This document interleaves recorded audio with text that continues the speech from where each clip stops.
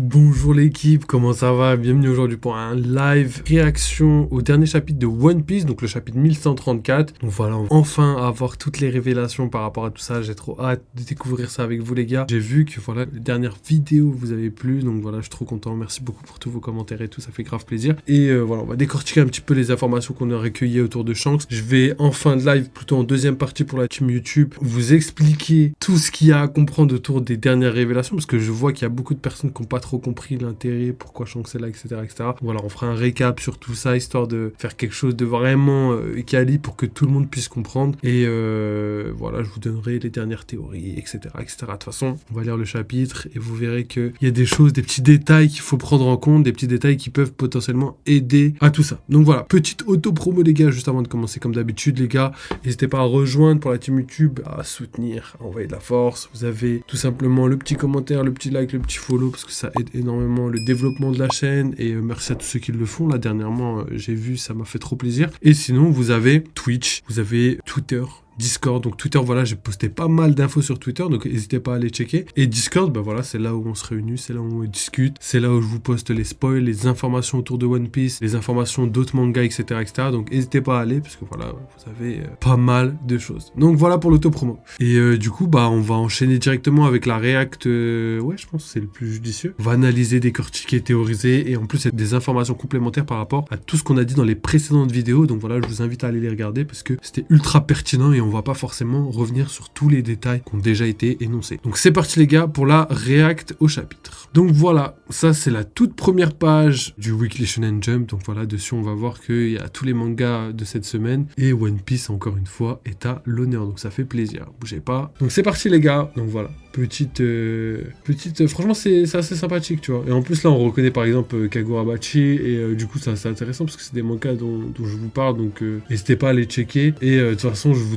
Là, la prochaine vidéo, c'est Instinct. Genre, elle va sortir la semaine prochaine. Et sinon, je vais vous faire Dan Dadan très bientôt, les gars. Donc voilà, on va discuter de tout ça très très rapidement. Ça va être assez sympathique. Ok, page suivante. Donc voilà, le fameux color spread avec Franky en mode gigantesque. Et c'est pour la voix japonaise de Franky qui malheureusement a quitté tout simplement le navire, étant donné que voilà, il prend sa retraite et il peut plus assumer le rôle de Franky. C'est dommage parce qu'il restait pas beaucoup d'années. Hein. Je pense qu'il restait 5 ans, peut-être un peu plus, peut-être un peu moins, mais c'est dommage, à 2 doigts de réussir, donc voilà, en espérant que les autres vont pouvoir continuer jusqu'à la fin, on verra bien, mais voilà, Franky, je pense qu'il en pouvait plus d'un côté, et puis il fallait un moment qu'il s'arrête, hein. Je pense qu'il a travaillé toute sa vie, et il faut un moment qu'il pense à lui et sa famille. Donc voilà, en tout cas, très beau dessin de la part d'Oda, c'est magnifique, merci beaucoup. Ok, donc on commence le chapitre avec Luffy qui tend la main et qui veut remercier Saul, comme on l'a vu dans les spoils. Donc il dit Monsieur Saul. Ouais, c'est Saoro, mais on peut l'appeler Saul. Les deux sont utilisés, mais on va l'appeler Saoro. Je crois que c'est dans l'anime Saul. Monsieur Saul, j'ai cru comprendre que vous avez protégé un de mes compagnons il y a longtemps. Merci infiniment. Permettez-moi de me présenter. Depuis quand t'es aussi poli, toi? Moi et les autres, voici le fils. Donc voilà, elle l'a coupé parce que voilà, c'est plus simple de éviter les formalités entre guillemets. Et du coup, Saul il dit, je le connais, il est très célèbre. Tu les as enfin trouvés, Robin. Et du coup, il parle de la fameuse promesse que Saul a fait à Robin, qu'elle trouverait plus tard des compagnons dignes de ce nom. Et du coup, elle rigole et elle dit exactement, comme tu l'avais prédit, Saul. J'ai trouvé de précieux compagnons prêts à tout pour me protéger. Et du coup, tout le monde pleure et dit, on te protégera jusqu'à la fin. Du coup là ça fait un peu running gag, c'est assez marrant parce que la première fois c'était pas vraiment running gag parce que voilà il y avait le côté émotion avec Robin et tout, et là on a ce petit côté running gag où ils pleurent à chaque fois qu'ils disent quelque chose, et c'est assez marrant parce que on a encore les trois hombres, on va les appeler comme ça, de l'équipage qui eux refusent de pleurer et qui sont face à la situation alors que les autres tournent le dos à la situation. Donc ça c'est assez marrant. En tout cas je suis ravi de vous rencontrer, cher ami de Robin. Merci d'être venu jusqu'à Elbaf. Désolé de vous avoir fait peur. Mon assistante Ange et moi avons répété ce petit numéro une tonne de fois. Donc voilà, ça c'est intéressant parce que voilà, c'est ce qu'on parlait la dernière fois, le fameux cliffhanger, on pensait qu'il se passait quelque chose, on pensait potentiellement que les chevaliers divins étaient arrivés pour un petit peu fomenter un coup d'état et s'attaquer à Saul, parce que voilà, c'est le gardien un petit peu de la bibliothèque et potentiellement que ça renfermait des données, on va dire, sur le siècle oublié. Et au final, pas du tout, tout allait bien, c'était tranquille, mais bon, les chevaliers divins sont quand même là au final. Donc c'est ça qui est assez marrant. Donc on continue. Du coup, on a Ange, du coup, nouveau personnage qui est introduit, et vous allez voir que ce chapitre recèle d'introduction. Alors, on continue avec une page où on voit Saul qui dit « Je faisais partie de la marine autrefois, donc je sais à quel point les 4 empereurs sont puissants. » Ça c'est vrai les gars, hein, on n'a pas oublié tout ça. Hein. C'est celui d'ailleurs qui a libéré la mère de Robin, Nico Olvia, et c'est à cause de ça qu'il a quitté la marine. Donc voilà, petite information. Merci d'avoir protégé Robin, je compte sur vous pour la suite. Et du coup, Luffy qui rigole et il dit « On gère ». Donc voilà, tout le monde est assez content et voilà, on peut leur faire confiance sur ça. J'avais jamais vu le short, le baggy short de Luffy là. MDR, j'avais jamais vu. Et du coup, on a Lilith qui se dirige vers Saul et qui dit « Hey Saul, c'est moi, je te reconnais pas, tu peux voler ». Et du coup, elle dit « C'est moi, Vegapunk ». Du coup, on va à la page suivante et on découvre que Jinbei donne une caisse très spéciale. Je trouve elle est hyper bien faite en plus. Genre, ça fait vraiment scientifique et tout. On va un petit peu découvrir ce que c'est, même si on sait éperdument ce que c'est. Jinbei donne la caisse à Lilith et il dit « C'est ça, on te l'a apporté ». Et du coup, Lilith dit « Ah oui, désolé pour ça ». Et Gerd dit « Je vais t'aider ». Jinbei ajoute qu'ils l'ont amené d'Egghead, comme le voulait Vegapunk, mais qu'est-ce qu'il y a dedans? Et du coup, Lilith répond « Bah, c'est moi qui y a dedans ». Exact, mais contrairement à nous autres satellites, c'est une reproduction complète. C'est ce Vegapunk qui est venu ici il y a 20 ans. Le gouvernement aurait trouvé ça étrange que Stella quitte le laboratoire pendant plusieurs mois. Bref, on a réussi à le transporter en le mettant dans une boîte remplie de nutriments, mais il nous manque des machines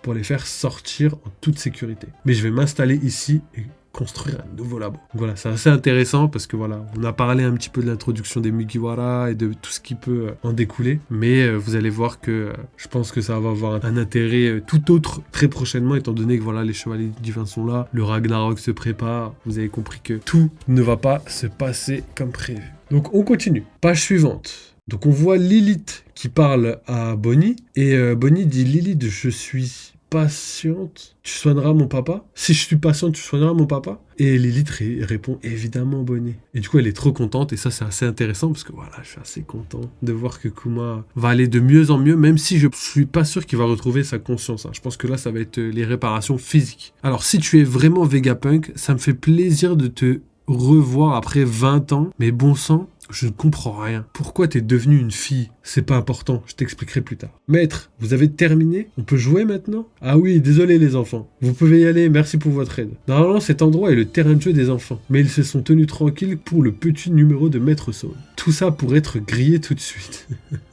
Donc voilà, là on découvre Ange, donc bibliothécaire assistante de Saul. Ah oui, je ne me suis pas présenté. Je suis l'assistante de Maître Saul, Ange. Sans vouloir se vanter, la meilleure école et la plus grande bibliothèque d'Elbaf se trouve ici. Et là on a une magnifique double page avec vraiment la bibliothèque gigantesque, avec voilà des petits cocons. Ça me rappelle un petit peu l'architecture de Zoo, mais de manière un peu plus sophistiquée. Surtout que là vraiment le bois a l'air ancien, etc., etc. Là ça a l'air de vraiment être une bibliothèque très très ancienne. Et je trouve ça magnifique. On a l'architecture d'Elbaf, mais elle est un peu différente, plus arrondie, et en plus de ça, elle est suspendue dans l'arbre, donc c'est assez cocasse. J'aime beaucoup. Alors, Ange dit, je peux vous guider si vous le souhaitez. Et du coup, Luffy, il est là, il est trop content, il crie, il dit, cet endroit a l'air fun. Et du coup, Ange dit, attendez un peu. Usopp dit, est-ce qu'on pourrait assister à l'entraînement des futurs guerriers d'Elbaf? Et du coup, il y a la présentation un petit peu de tout ça qui, je pense c'est Ange qui parle, dit, voici l'école du Morse. C'est là que les enfants d'Elbaf étudient. C'est sur la demande de l'ancien roi que Maître Saul a ouvert cette école il y a 20 ans. Ouah, ça a l'air marrant. C'est une vraie école pour guerriers. Ange, Gerd, on se voit plus tard. Et du coup, c'est Saul qui dit ça. Allez leur montrer vos endroits préférés. Attendez. Je veux montrer la bibliothèque à ma chère Robin. On y va, Chopper. Je veux voir la bibliothèque. Je me demande si les livres sont géants. Cette école me rend nostalgique. Je vais te protéger, Nami chérie. Donc ça, c'est Sanji qui dit ça. Moi, ce qui m'intéresse, c'est l'arbre géant de l'île. Donc ça, c'est Franky, évidemment. Et ça l'intéresse. C'est le bois d'Adam. C'est l'arbre d'Adam. Donc forcément, il va y être très intéressé. Hein. Et d'ailleurs, on espère le voir potentiellement découvrir un petit peu